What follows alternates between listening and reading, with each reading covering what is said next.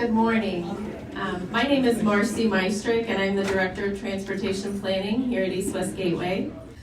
I want to welcome you and thank you for attending Traveling a Mile in Your Neighbor's Shoes. This morning we will be discussing the Transportation Equity Assessment for the St. Louis region, which has been done in conjunction with the update of Connected 2050, our regional long-range transportation plan.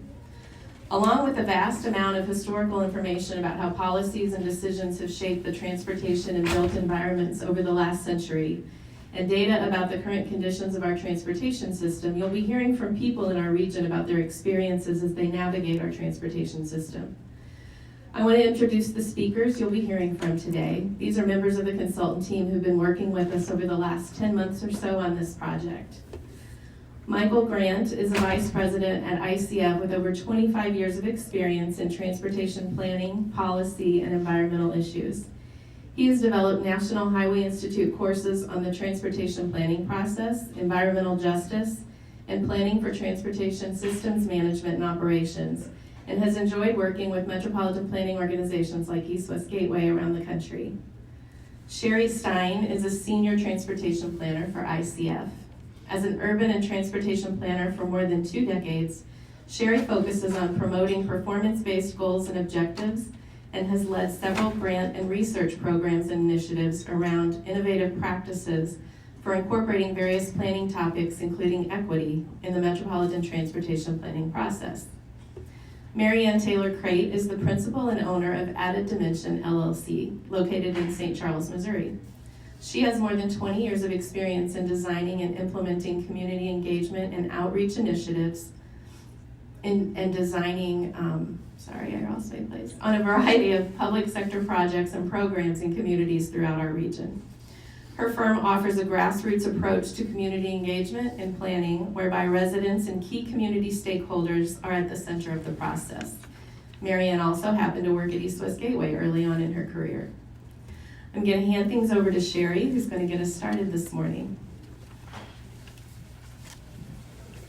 Thank you for the kind introduction, Marcy. Good morning, everyone. Good morning. So to begin our presentation, we ask this question: what is equity? And how does it relate to transportation? And if you have any thoughts to answering this question, feel free to jot it down and we can discuss later. This is a very important question and one that this assessment seeks to find an answer for. So take a look closely at this slide. These are all bicyclists. However, if you look closely, the bicycles that are in use here only works for one person. It doesn't work for all. Oftentimes, equity is contrasted with equality. Equality is about ensuring that every individual has an equal opportunity and access, no matter where they come from, what they believe, or whether or not they have a disability. The standard issue here in this graphic is that only one bicycle really works for one of the individuals shown. The others are either too big, too small, or doesn't meet the need at all.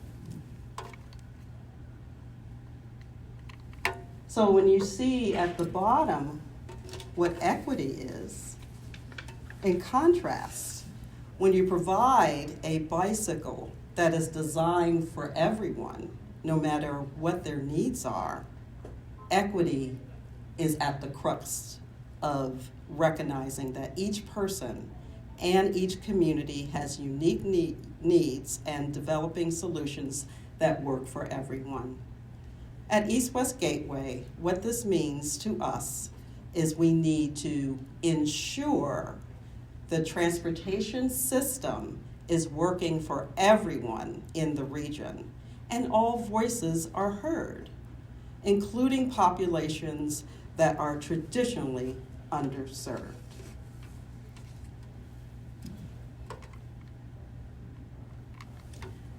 What you see here is the definition of transportation equity as defined by the Federal Highway Administration. And I invite you to look at the yellow in this definition, because those are the areas that are the most important to understand. Equity in transportation seeks fairness in mobility and accessibility to meet the needs of all community members. A central goal of transportation is to facilitate social and economic opportunities by providing equitable levels of access. And at the end of that definition, it says, to populations that are traditionally underserved. And with that, I invite my colleague, Michael Grant, to come up and talk. Thanks, Sherry. So I'm just going to expand on why an transportation equity assessment was conducted. The overarching reason, as Sherry noted, is to ensure that the transportation system really is working for everyone in the community. There are several key reasons when you really think about this. First, the agency and agencies around the country recognize that past transportation decisions have played a role in inequities that are present today. And understanding the role of history in today's conditions can provide insights into how to prioritize funds and investments and policies moving forward, and ultimately to learn from the past and mistakes that were made, and how do we make better decisions moving forward. Second, East-West Gateway and other transportation agencies around the country are required to comply with federal laws and requirements that prohibit discrimination. And the equity assessment will allow the agency to help ensure compliance and ensure non-discrimination. Specifically, Title VI of the Civil Rights Act of 1964 prohibits discrimination on the basis of race, color, and national origin in programs receiving federal assistance. And there are a number of other federal statutes and requirements that address different population groups, including age, low-income populations, persons with disabilities, and limited English proficiency communities. The recent Justice 40 initiative focuses on allocating a portion of the benefits of certain federal investments specifically to disadvantaged communities, recognizing the challenges they face. Third, this assessment will really help the region compete for new federal funding. You all may be aware that the Infrastructure Investment and Jobs Act of 2021 includes billions of dollars both for new programs and continuation of core transportation programs. And there are new programs, and many of the programs focus specifically on equity. So understanding transportation equity and this assessment can really help the region to be better prepared to compete for those funds at a national level. We also recognize that there are a lot of efforts already within the St. Louis region that are working with the nonprofits, private companies, and public agencies on equity challenges. And so we hope that this effort focused on transportation will be a valuable contribution to moving the region forward on these efforts that are ongoing. And finally, I think probably most importantly, the actions that support, and as important as any of the others, is that actions that support equity really do benefit the entire region and benefit everyone. So when we look at this diagram, we see some of the investments that have often been made around the American with Disabilities Act, or ADA. And that focuses specifically on persons with disabilities. But when you look at those investments, they also support broader benefits for communities, whether it's someone pushing a stroller, making it easier, or others just generally having more accessible pedestrian and walking options. Similarly, when we look at equity in terms of access to jobs or access to other opportunities, the types of investments that support access for those who are lacking often really provides broader benefits to the overall community. And so providing that access to jobs helps the economy and it helps everyone in the region. I'll talk briefly about the methodology that was used for the transportation equity assessment. The methodology involved three key components. First, there was a historical analysis going back over 100 years to understand how transportation investments and policies have affected the region. And you might think, why go back so far in time? But it really was, I would say, for me, one of the most revealing and interesting parts of this study to understand the history behind transportation investments and how that's shaped the region today.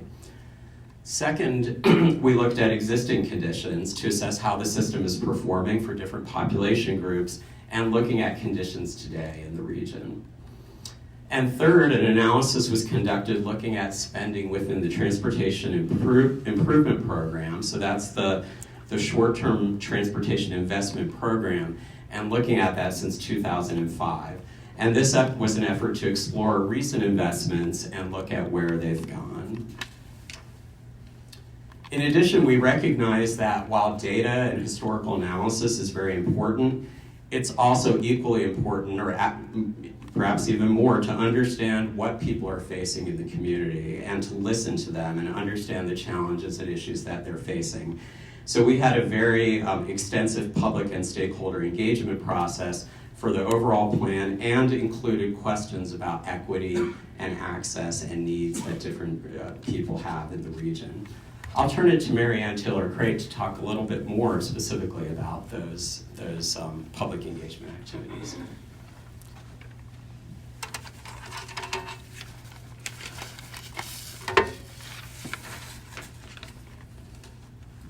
Thanks, Michael. Our engagement process was designed to capture a diverse group of voices from across the region and to make it easy for them to join the conversation. We went to the stakeholders and met with them where they were, in addition to providing opportunities for them to participate in more traditional ways like having community open houses. The slide before, as you can see, as Michael indicated, talked about all of the different engagement strategies that were used for residents of this region to participate in the process, in the engagement process. We wanted to provide a number of opportunities for people to join the conversation. We did things from community events as well as developing a community toolkit that was available for people to conduct their own, host their own conversations and to meet with people in their neighborhood and communities. An important part of our engagement process was the establishment of an equity advisory group. Members of this group represented many diverse organizations in the region who brought different points of view to the process. As you can see from this slide, we made an attempt to try to capture as many voices as we could throughout the region because we understood that it was important for us to have different points of view from many of the organizations as possible, from advocacy groups to freight organizations. In terms of opportunities within the community, we conducted a variety of stakeholder interviews, focus groups that were, resident focused, and also, as I mentioned, the community toolkit. We conducted over 18 community pop-up events across the region, and this map illustrates some of those events that we participated in. And at each group, at those different events, they were asked to share with us what they considered to be a transportation challenge that they face. They also were asked about issues related to transportation equity and what was the biggest transportation issue facing individuals throughout this region.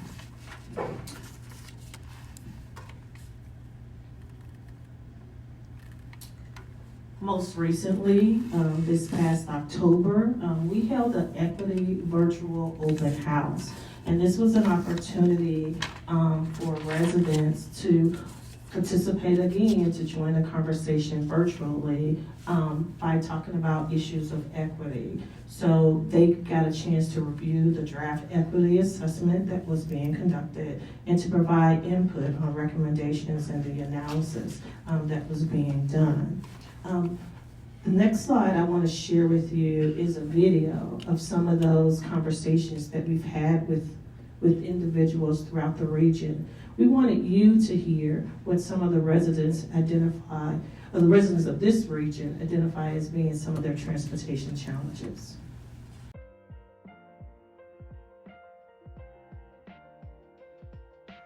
My name is George. I live in the city of St. Louis. My name is Malik, and I live in St. Louis County, specifically in Normandy. My name is Jody, and I live in Madison County, Illinois. My name is Brenton Henry. I live in St. Louis City County in Missouri. I'm Lorraine, and I live in St. Charles County. My name is Julie, and I live in St. Louis County, Missouri. My name is Monica, and I live in Bellevue. I'm Evie, and I live in St. Louis, Missouri. Tom, and I also live in Madison County, Illinois. Christopher, and I live in the city. My name is Evelyn, and I live in St. Louis City. Okay, my name is Muhammad Abdallah. I am Megan Ingerman. I am the Vice President of Program Operations at UCP Heartland. We provide services to individuals with varying abilities. I'm Jane Grisham. I oversee the day program at UCP Heartland. I've been employed and working for International Institute. I'm a design engineer. I actually work at the University of Missouri St. Louis. I work at Oates Associates, so I'm a civil engineer. I'm retired, and what I do is I volunteer at a daycare center. So I work as a researcher at WashU Medical Campus. Right now, I'm not working in the pandemic. I work at St. Louis B-Works. We're a local nonprofit, and our focus is inspiring kids to pursue their dreams, care for the world around them, and explore new possibilities through experiential learning. I'm working on my PhD at the University of Missouri St. Louis. As part of that, I teach 2 classes and take 2 classes.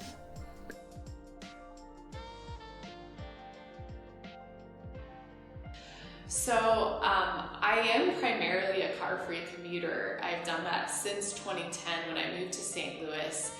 I take a cab as it is now, and then when the weather is nice, I also take the Grand bus. I would say that we're mostly car.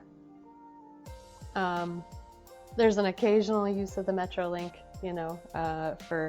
for various things. I recently moved from O'Fallon to Highland, and definitely when I was in O'Fallon, we would use the bus system that took you from the mall to the baseball game, and we would use the Metrolink on the occasion.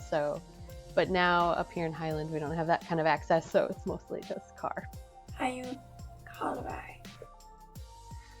I primarily bike around town, or e-bike. And then we're a 1-car household, so I do drive some. I also take the Metro some. So my spouse and I share a car. And then we have 2 little kids. So we have a 3-year-old and an infant.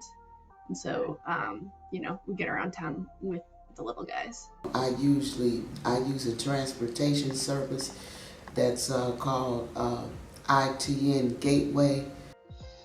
So when it comes to transportation, I have 2 options. I have my legs, and I have the Metro. A lot of it consists daily of driving. We are a single car household. We both take turns trying to use public transit.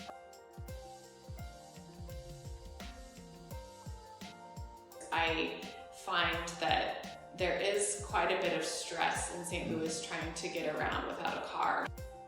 Yeah, I wish we were protected, especially with a little kid on the back of my bike. I couldn't imagine being in a wheelchair. It takes me about probably 15 minutes to go from here to there to the bus stop on my chair, right? Sidewalks are not perfect, so I've gotten stuck before. When you do have sidewalks, you have to be ready for the dips and the dives. We are less than a half mile from a grocery store, and there's no sidewalk for a good portion of it, which is like, again, it's fine when I'm by myself. Like, I don't mind walking it, but like, I don't love pushing my kids in a stroller on not a sidewalk. Sidewalks need to be looked at. My sidewalk experience on the way to the Grand Bus is one where I have to be super cautious. There are just enough drivers these days, I don't know, sometimes maybe they're aggressive. I think a lot of times they just aren't aware of other road users, and particularly people outside of cars, that it's just very scary sometimes to cross even one of these side streets with a group of kids. I do worry about crossing the massive arterials that turn my neighborhood into an island, and separate me from the things I want to get to.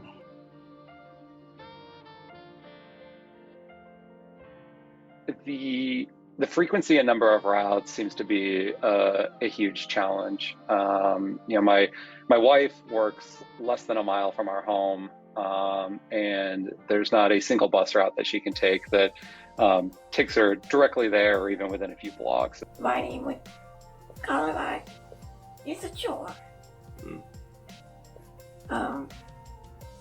Getting a ride is your first choice.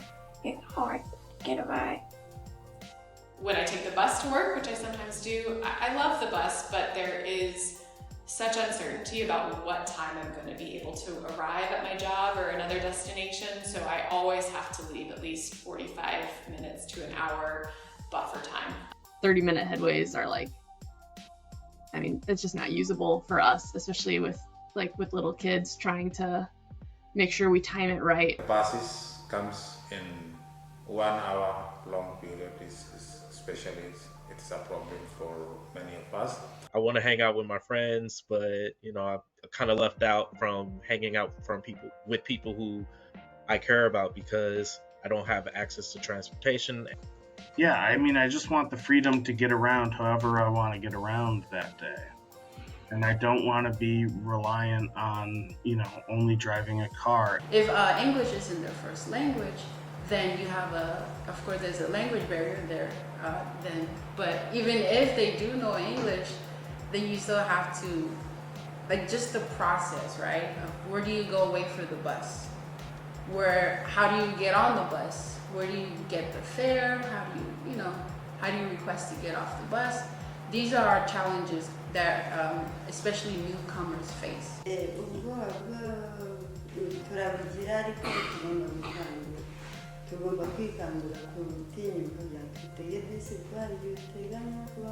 Somebody who utilizes a wheelchair or a walker can't just jump on a bi-state bus, or unfortunately can't just get behind a wheel and jump in a car when they need to go somewhere, like the doctor or the grocery store.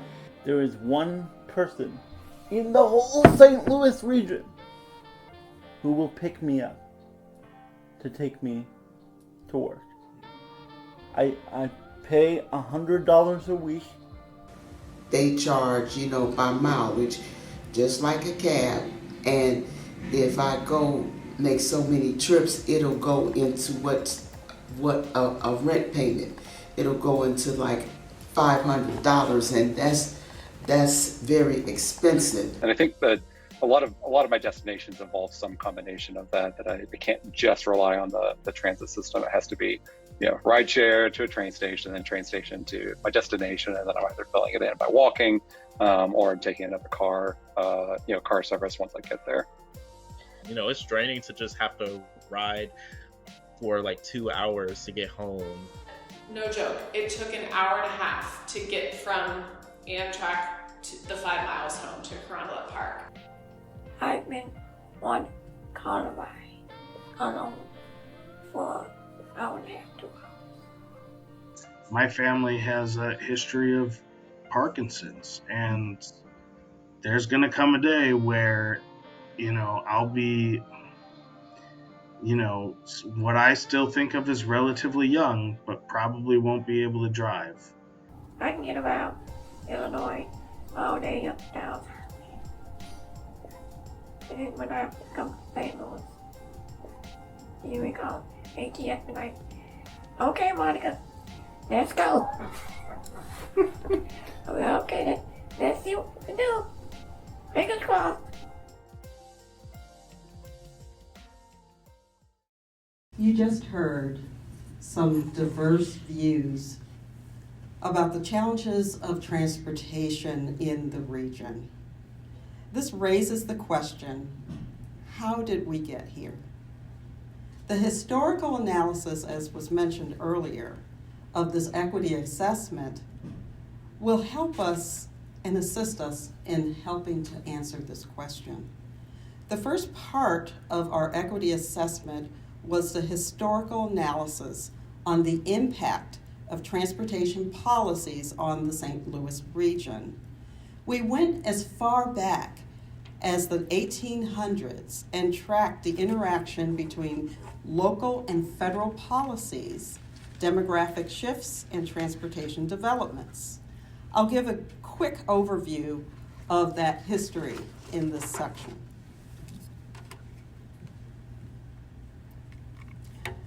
The St. Louis region has always been a major transportation and economic hub.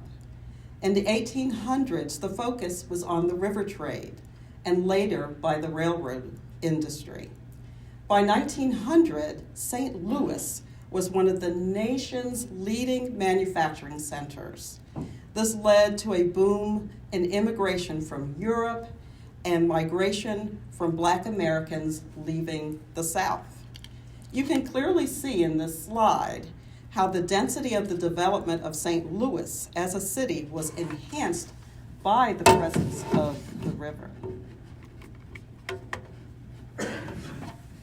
To help people get around the region with this immigration and migration into the city, the St. Louis streetcar was a major mode of transportation that emerged during this time period. On this map, you can see that each color line represents a different streetcar route. In the year 1900, there were 1,400 streetcars running on 450 miles of track, almost on every major street. In this pre-car era, trolleys were the economic and social lifeblood of the region.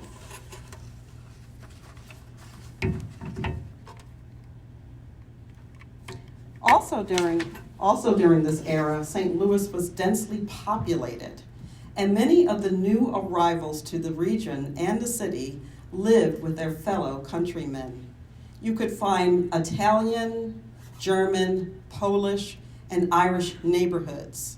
Some still exist today. The slide shows an example of a long-established Italian-American community called The Hill in St. Louis.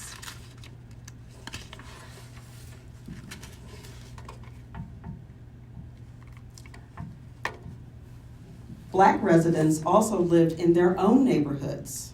An example here is shown is the Mill Creek Valley neighborhood.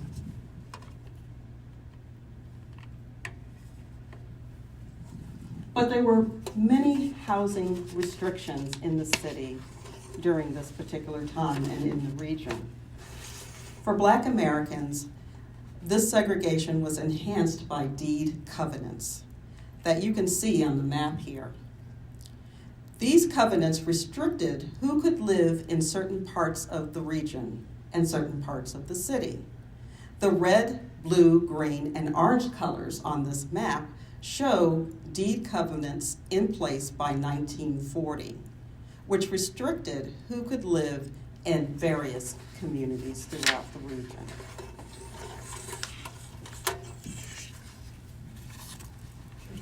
Moving ahead in the history to the period between the 1930s and the 1960s, this was a very critical period when urban renewal policies, housing policies, and transportation policies together played a major role in shaping development patterns that have affected the urban form. Following the Great Depression and the rise of the beginnings of the automobile becoming more popular in society, there were new federal policies that also supported housing development. During the time, the Federal Housing Administration began subsidizing homeownership through low down payment, long-term fixed-rate mortgages. And while these new policies worked well for many people who became homeowners or were able to establish new homes and new communities, it did prohibit or limited these opportunities for many other people. The Federal Housing Administration's appraisal standards tie property values and loan eligibility to race with maps that graded neighborhoods into categories of risk. And you can see these different color-coded risk areas on the map.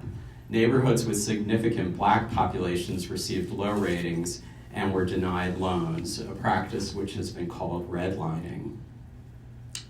In these communities, as a result, only 2% of FHA loans went to minority households over this time period. And residents in the communities that were redlined, this contributed to declining property values as they were not able to get loans for home improvements. It also incentivized communities to keep black residents out in order to preserve their property values and not be put into higher risk categories.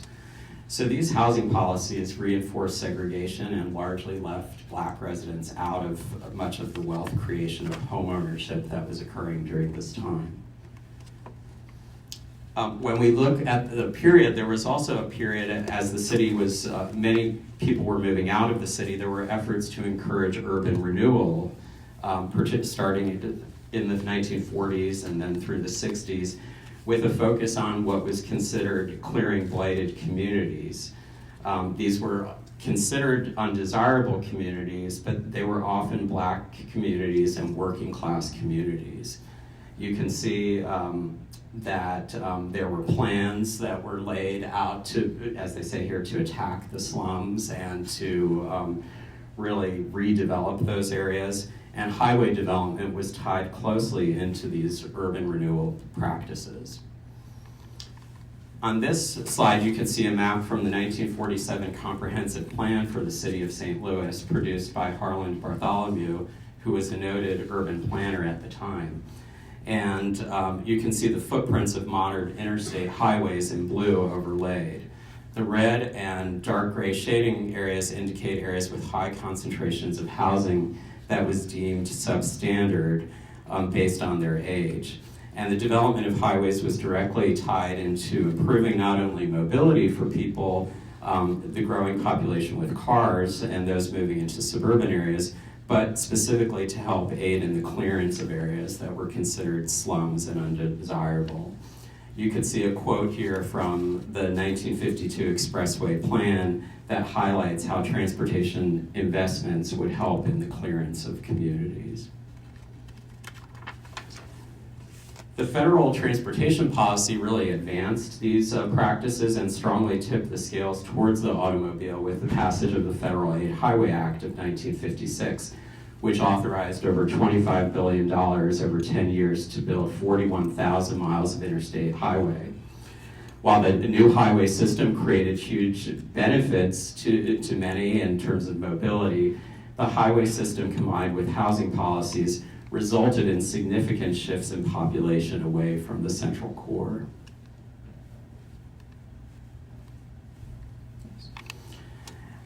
And across the country, as construction of interstate highways was occurring, this was frequently associated with demolition of communities, and particularly black communities, through urban renewal programs. With many residents moving into suburban areas, the city of St. Louis undertook urban renewal efforts with the stated intent to make the city more attractive to middle-income residents. But what resulted was the destruction of communities, often with lower income and working class communities, and displacement of people. This is an image of the former mayor, Raymond Tucker, looking out over an area of the Mill Creek Valley that was slated for clearance.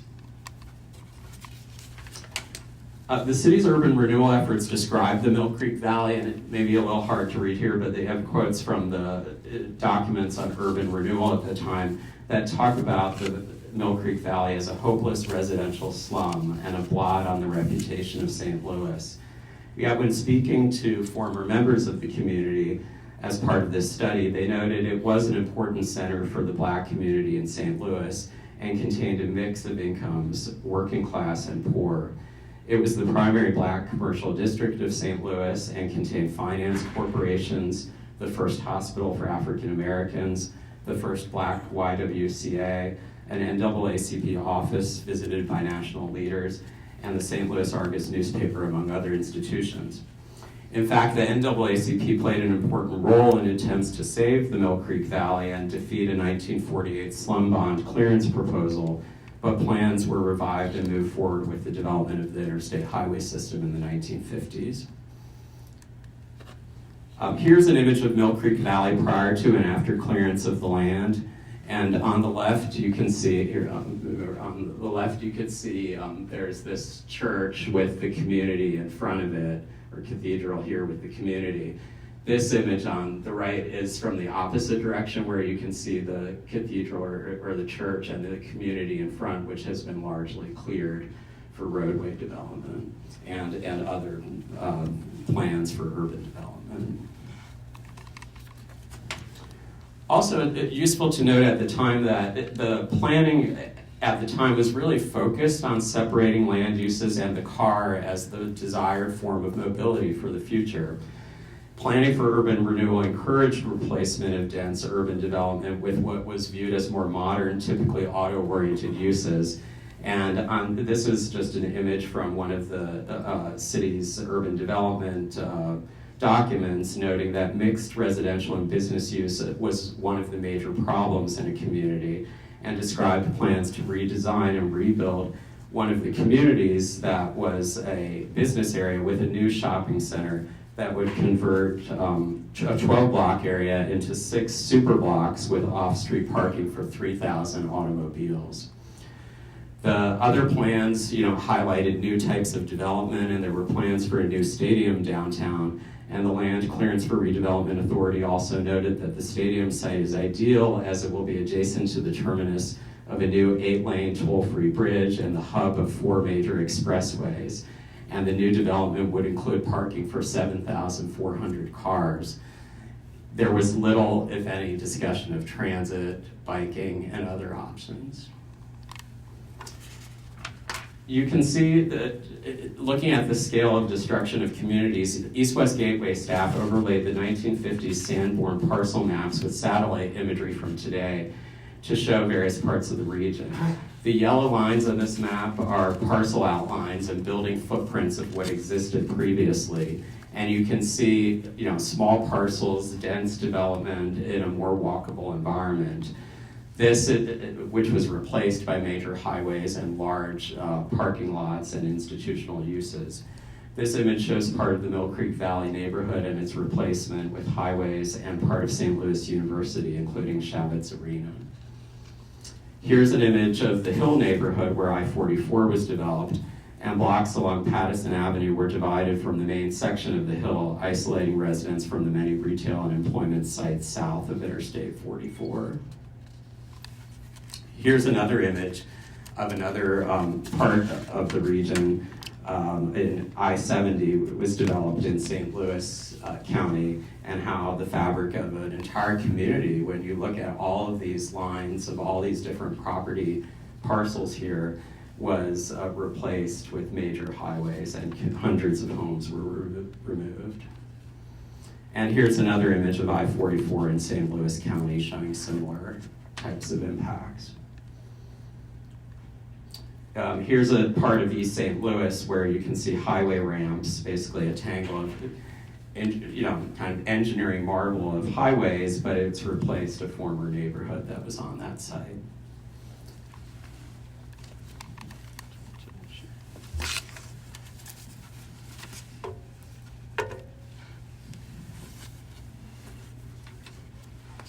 The combination of housing and transportation policies led to large-scale departure from the city.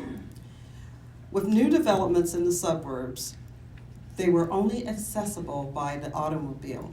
Since the 1950s, the St. Louis population has declined by 63%, the largest percentage of any major U.S. city. While urban renewal efforts were said to attract development to the city, the combination of highway and housing policies created strong incentives towards suburbanization and a departure from the city. New developments were only accessible by automobiles. The image that you see on your left is from the St. Louis Post-Dispatch. This image promotes driving out of the city to see new homes and opportunities in the suburbs. I also invite you to take a look at the bar graph to your right. Between 1950 and 1960, the city of St. Louis lost 100,000 residents, and you see that in the darker green line, while the St. Louis County gained another 300,000 residents, represented by the slightly lighter green line. Since discriminatory practices in housing prevented Black residents from taking advantage of new suburban developments, most of the city's population loss in the 1960s was caused by the outmigration of residents, predominantly white, to homes and opportunities in the suburbs.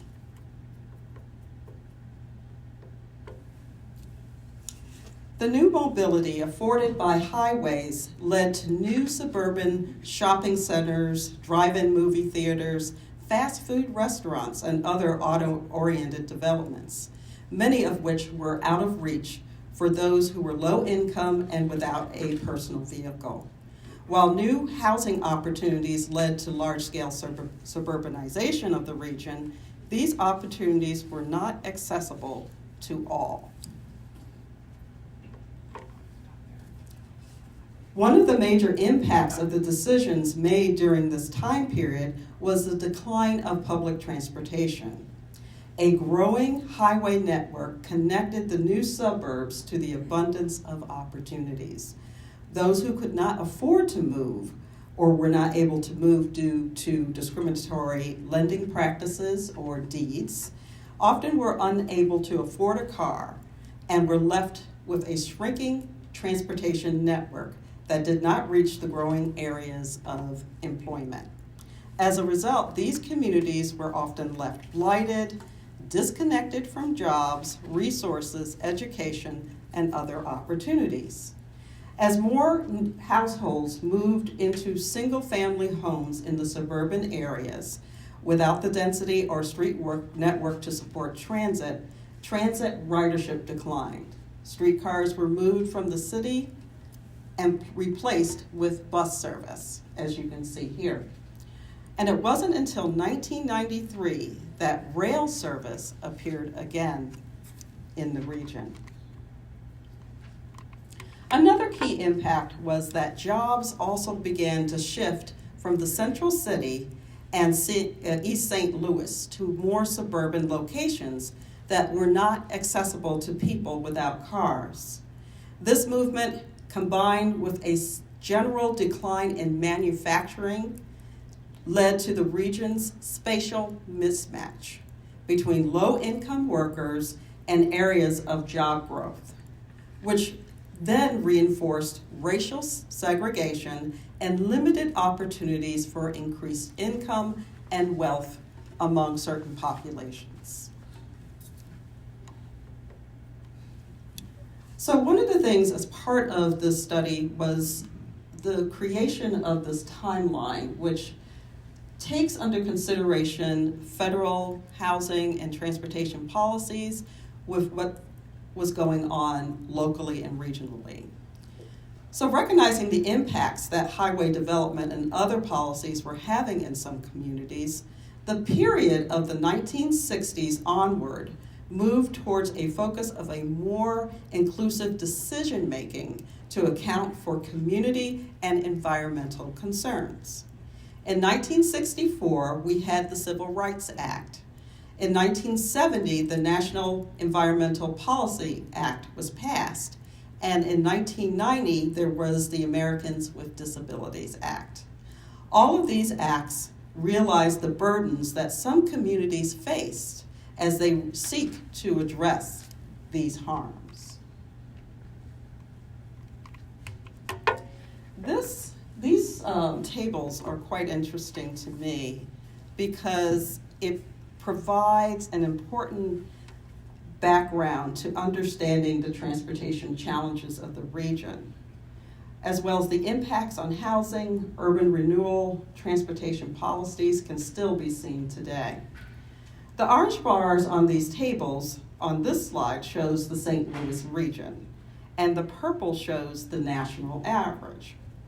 These charts from the Where We Stand series show how St. Louis ranks among other regions across the country in racial segregation, poverty, no vehicle households, and average travel commute time. The St. Louis region has large disparities in poverty and high levels of segregation compared to other regions. In addition, there is a higher than average disparity in travel time by transit compared to auto and racial disparities in no vehicle households. Moving to the right of the slide, the first table shows the region's ranking, to the left of the slide, the first table shows the region's ranking in racial segregation. St. Louis ranks number 6 out of 50 cities or regions across the country. Next, the racial disparity in the poverty rate. The region ranks number 8 out of 48 regions. Racial disparity in no vehicle households. St. Louis region ranks 12 out of 48 regions or cities. And lastly, the disparity in average travel time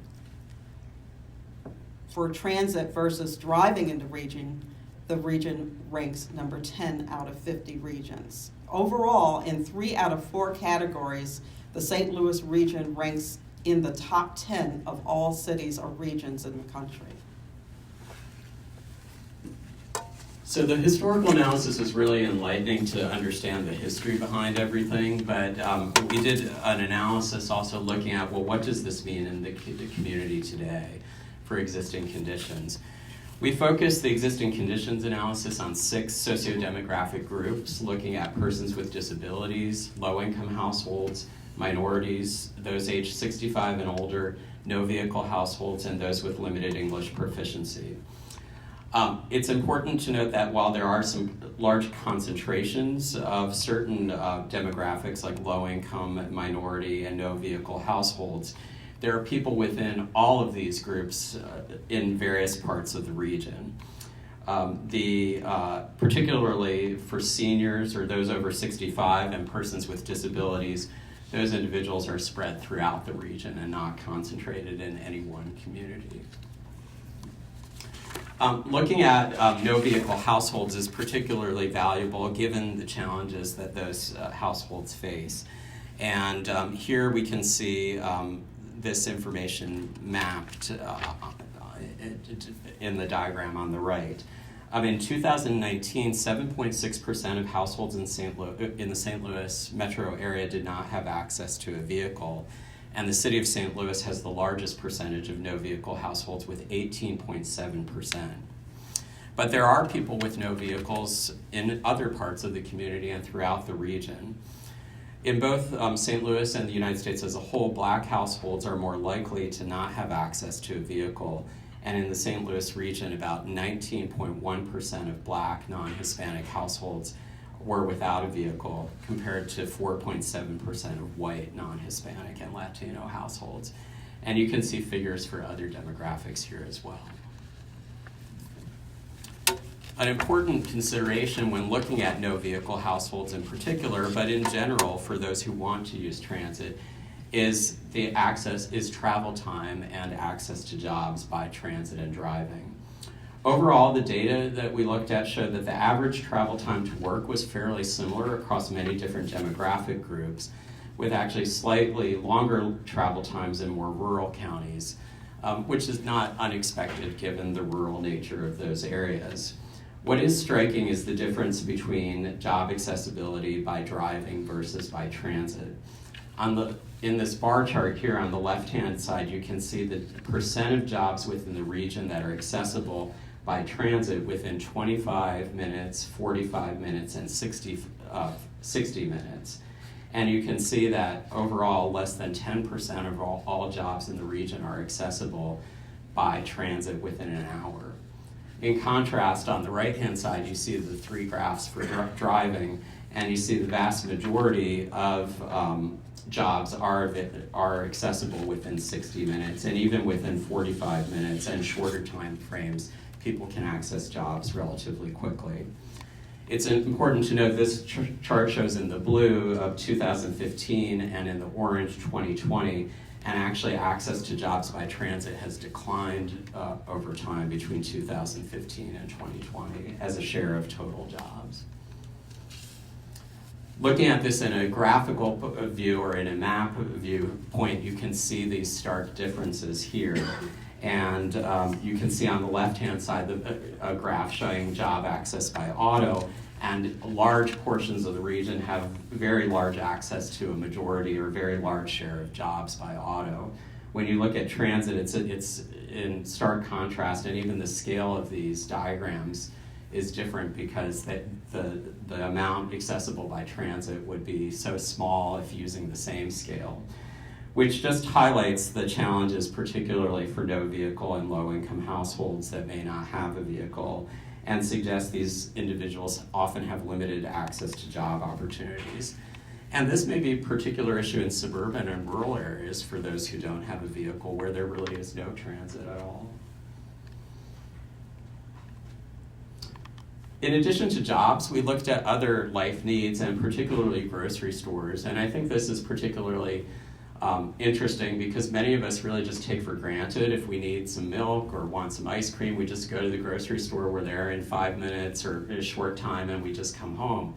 For other people who don't have access, just a trip to the grocery store can be a major challenge. And so we looked at data on accessibility to grocery stores, which was defined by the USDA as having lack of access if there is not a grocery store within 1 mile in an urban area and within 10 miles within rural areas. The brownish dots show locations that have low access to groceries based on those standards, and the blue dots show those with low income that have low access. And you can see this scattered throughout the region. There's probably additional analysis that should be done looking at transit access and really what is the accessibility to jobs, but it really does highlight the potential challenges and areas for further research. In an interview with the director of Beyond Housing, a nonprofit organization in St. Louis, which owns a grocery store, they noted just an example of a woman who had groceries, who had to make 2 trips with a 2-mile walk each way for groceries home and back because the bus would take 3 to 4 hours. So she had to choose, so she chose walking that long distance because of the challenges of getting there by transit and not having a car. Looking at safety, we see the spatial distribution here of bicycle and pedestrian crashes. And you can see that there's a disproportionate effect. While the Black population in the region makes up about 19% of the total population, Black residents account for about 29% of the motorist fatalities and 46% of the bicycle and pedestrian fatalities. We also found that the motorist and bicycle and pedestrian fatalities were disproportionately concentrated in low-income census tracts. Further analysis is really needed to understand the reasons why and what are the solutions to this, but it's important to take note, and I think the equity assessment is helpful for understanding these issues. We also looked at traffic proximity and exposure to diesel particulate matter, and this shows some of the locations with the highest exposure to diesel particulate matter emissions, which comes from trucks and other large sources, and causes cancer and other serious health effects. And much of the concentrations are along interstate corridors, and particularly areas that have higher concentrations of minority and low-income populations. Minority populations are about 1.69 times as likely as non-minorities to be in a high diesel particulate track, and people in poverty 1.36 times more likely than others. So in addition to the data analysis, we heard a lot of stories. You already heard some from the video about some of the challenges people face, and these are just some of the different things we heard, particularly issues about the difficulty of living without a car in the region, some of the challenges of long travel times, lack of transit in suburban and rural areas, and even in urban areas to get place to place. And so while the data analysis is very revealing, we think these kind of public stories are important to really, put yourself in the shoes of people who are facing these issues each day. And this also affects employers as well, because we heard stories about employment sites in areas trying to get workers and have access to, particularly in low-wage job fields, and having difficulty with that. So it's an economic issue as well. Finally, we did an analysis of the TIP spending, or the Transportation Improvement Program spending, over since 2005. And this was a quantitative analysis to look at where money has gone in projects recently. The TIP analysis involved looking at 3 different categories of spending. There were DOT projects, which are those sponsored by the state departments of transportation in Missouri and Illinois. Then there were locally sponsored projects, which include those that are funded through competitive application processes through East-West Gateway and other entities, and transit projects as well. The work involved analysis looking at geographic analysis of the counties, looking at funding sources, where the funds come from, as well as where the funds are going in terms of investment types, and analysis of locations of projects in relation to current conditions. When we look at this, here's just an example of looking at state DOT and locally sponsored projects by county, and this is just for Missouri. We have data also for Illinois as well. But more than 75% of all spending in the TIP is state DOT sponsored projects. And you can see in these graphs, we mapped or looked at how the spending varied by county or was distributed across counties within each of the states. In general, it's difficult to interpret some of what this means in terms of equity. We didn't find major areas of concern, but there are questions about what it means in terms of equity. We did look at this in terms of both population, in relation to percent of population, employment, and GDP. One thing that we did find that seemed more notable was looking at transit spending, and looking at transit spending by county. As expected, you can see the counties that have large transit systems receive the largest or greatest share of funding, specifically St. Louis County, the city of St. Louis, and Madison and St. Clair counties.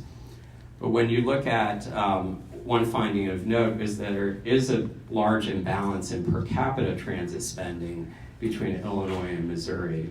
In 2015 to 2019, per capita transit spending in the Illinois counties of the region was more than twice as high as for the Missouri counties. And part of the reason is that Illinois allows state funds to be used as a match on transit projects, whereas in Missouri, state law prohibits the use of highway trust fund money as a transit match. In June, the General Assembly of Missouri did approve an $8.7 million amount in transit funding to help the transit agencies provide local matches to some federal funding coming from the Infrastructure Investment and Jobs Act. But this is an area to consider in terms of the region as a whole. We also looked at locally sponsored projects, and those specifically that were sponsored by municipalities. And this chart shows the municipality sponsors project spending by investment category. As expected, most money goes towards roadway reconstruction and maintenance projects, and about 11% of the funding was spent on bicycle and pedestrian facilities. One thing that's notable here is when you look at the characteristics of the municipalities that were recipients of TIP funding versus those that were not recipients, we do see that they differ in their characteristics, and municipalities that have not received TIP funding are significantly smaller in geographic area and population. And although most Black residents reside in municipalities that have received TIP funding, those that have not received funding have twice the proportion of Black and Hispanic residents overall. We also mapped the projects across the region geographically, and this shows the location of TIP projects over the last 20 years. It's challenging to make observations on what this means in terms of equity, but I think a takeaway from this was additional work is needed to really understand the tracking of, and to improve the tracking of TIP projects, and specifically to try to understand the benefits of different projects for different communities. Here's a map that shows the projects that are bicycle pedestrian focused, or actually the bicycle projects in the region. We did then overlay maps of the projects with different kinds of characteristics in the region. And so this is an example of a map looking at projects that were funded under the Congestion Mitigation and Air Quality Program, or CMAQ program. And that program is designed to help improve air quality and reduce traffic congestion. And these projects were overlaid over areas with high levels of diesel particulate matter exposure. And we generally see that there's a lot of overlap, and the projects do seem to be at least addressing areas that have high levels of that pollution exposure. We looked at bicycle pedestrian projects and also mapped that over characteristics like bicycle and pedestrian crash fatalities. Here the information is a little bit less clear where the overlaps are and how the projects relate. We also looked at the same bicycle pedestrian projects in relation to no vehicle households. And it's difficult to tell exactly what some of this means. It doesn't necessarily mean that funds are inequitable, because transportation is about connectivity, and projects that might improve walkability near a bus stop in South County might benefit people who live in North City. And so bicycle pedestrian infrastructure may have benefits to many different populations throughout the region, but it's a useful starting point for analysis. And so with that, I'll turn to recommendations.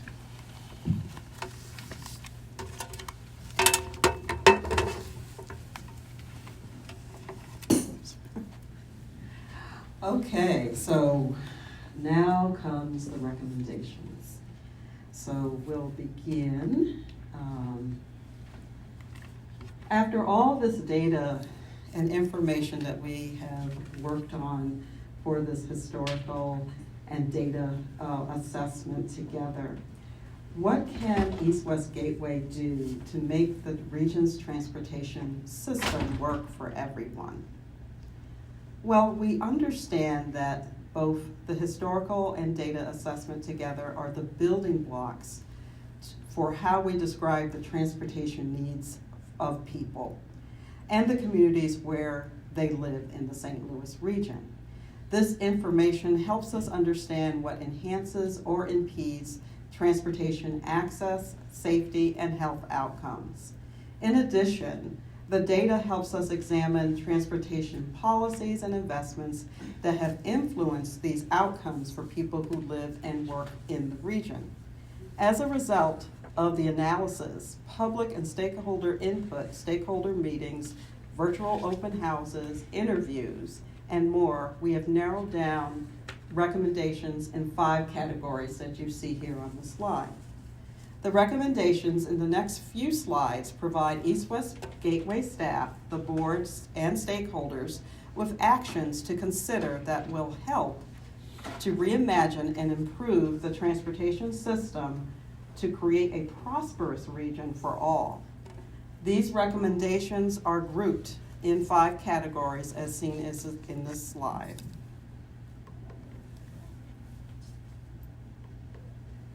The first is inclusive engagement.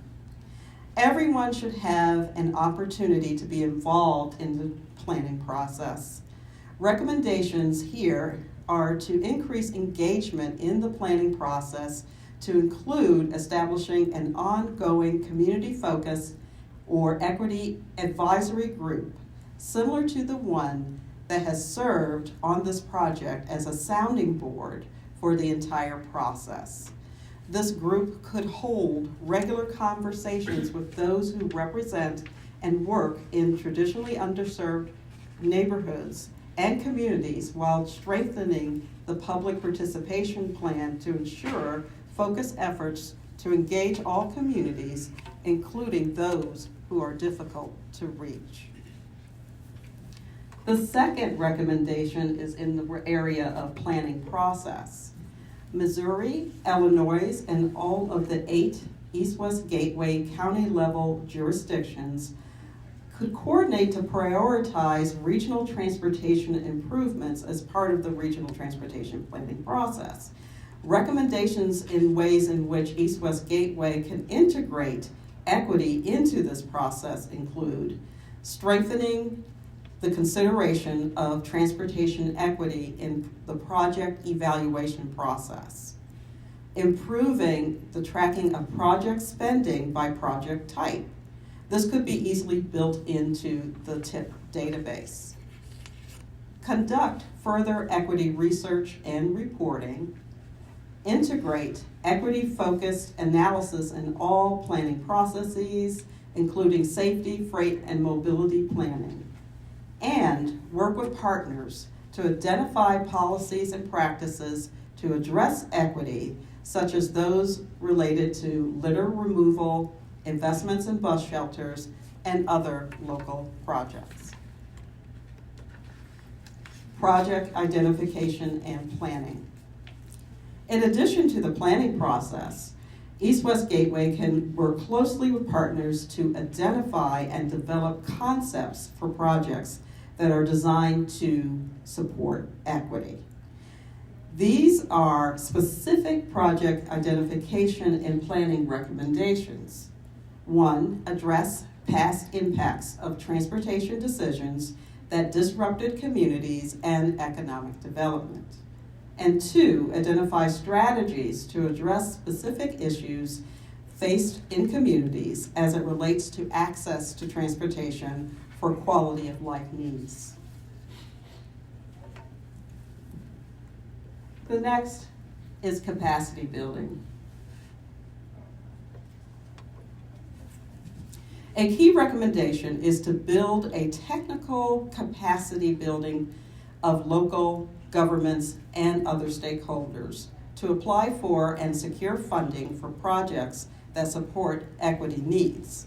Capacity building could occur through East-West Gateway's efforts to provide technical assistance to local governments and partners, as well as conduct outreach on historical decisions, inequities, and identify funding resources for projects.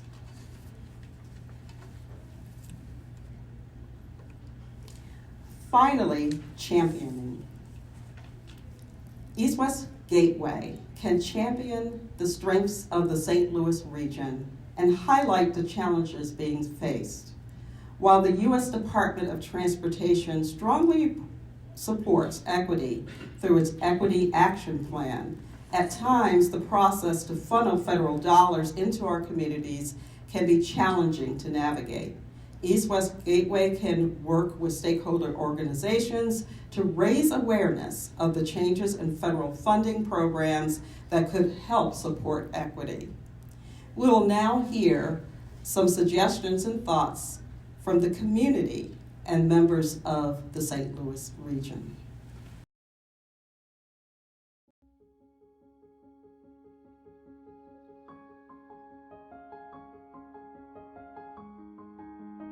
I would just want to ask our leaders to not let people outside of cars be an afterthought anymore. There are so many people who are trying to just live their lives and enjoy their neighborhoods and also get to work via foot or transit or biking or whatever it may be. And I think like for so long we've kind of had just like the crumbs from the table. I feel frankly a lot of fear on my bike every day and on foot, even on the sidewalk. Like I think that drivers frankly need to feel more of that fear. Not everyone, not all drivers, but like it should be a sobering act to get behind the wheel of a vehicle because more and more pedestrians and cyclists are dying. So I would say I want St. Louis to have what Switzerland has.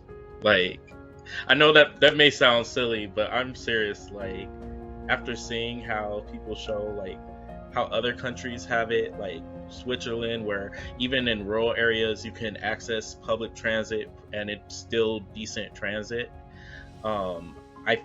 I just don't want public transit to be viewed as, oh, it's just a accommodation, as opposed to it's sort of the norm. The frequency and number of routes seems to be a huge challenge. My wife works less than a mile from our home, and there's not a single bus route that she can take that takes her directly there or even within a few blocks. I would ask them to take a trip.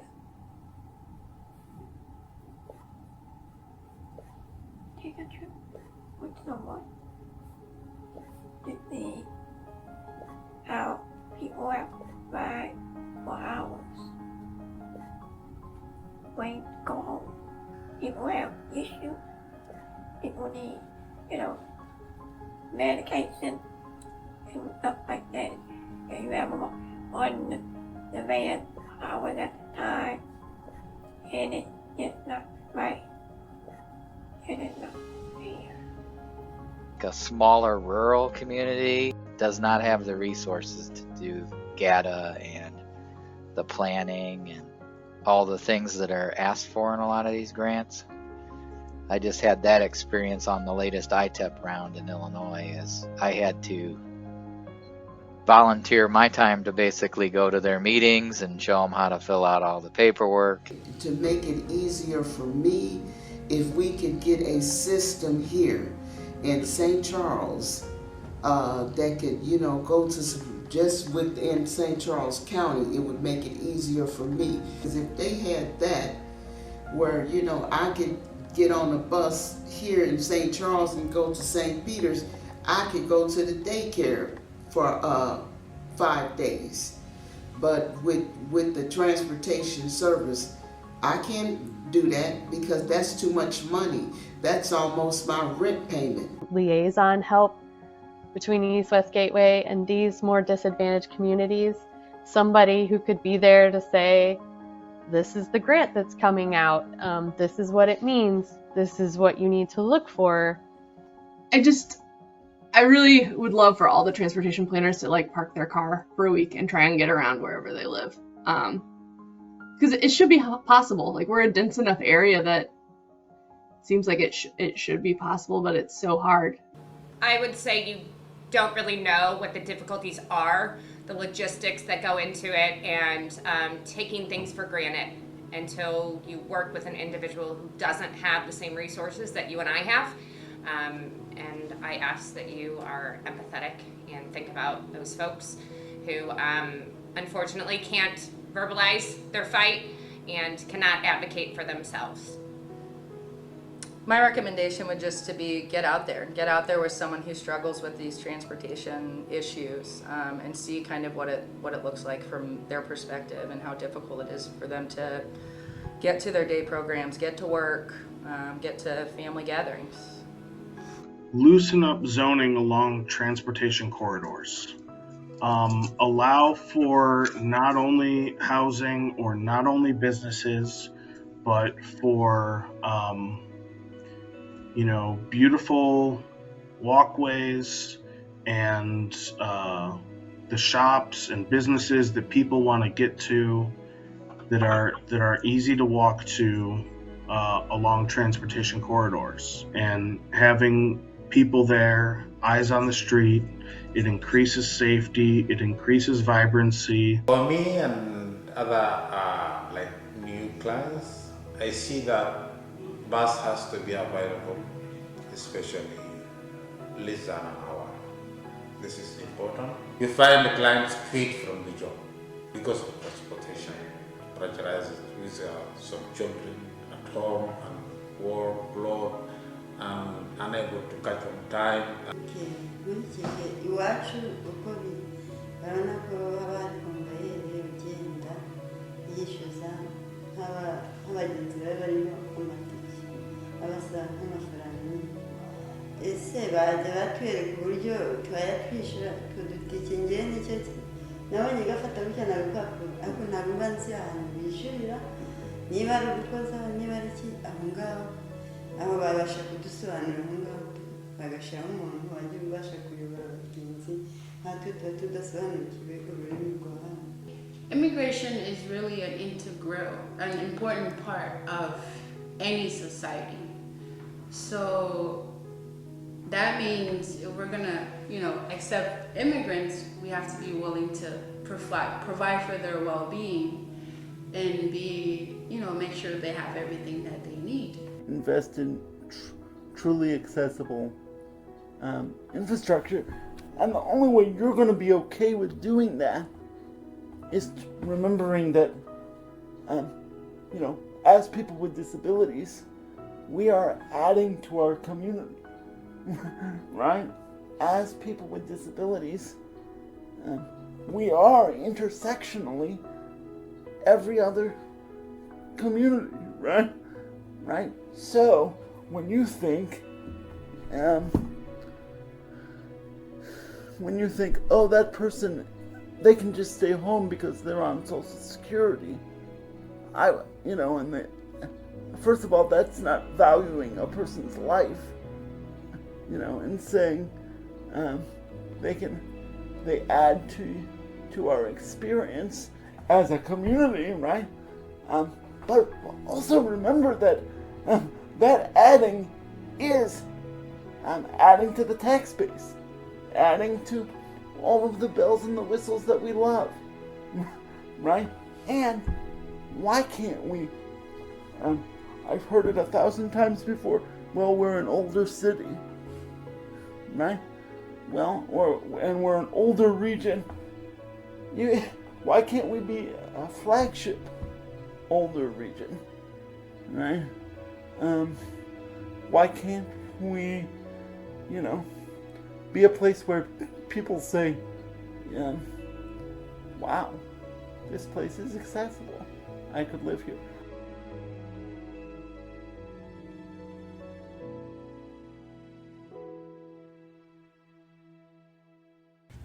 That was very powerful.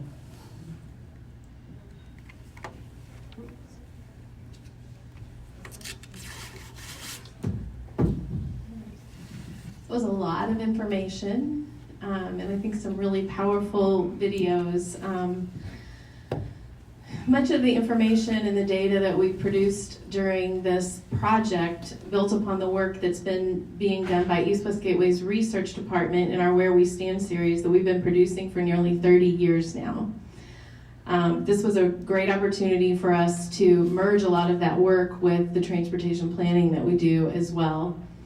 I want to point out that while we didn't really talk a whole lot about challenges for drivers, we recognize that our roadway system isn't perfect, and we did hear some concerns about safety and congestion on our roadways. But in general, we heard that if you have a car and you live in St. Louis, getting from point A to point B is pretty easy without, with the exceptional delay due to construction or incidents. Our work highlighted the challenges faced by users of the system who may not have access to or be able to drive a car. And while there are some recommendations to consider, some good ones I think, many of the findings point to the need for further analysis, which we hope to do in the future. And I also just want to point out kind of how we intend to use the information that's been produced in this document.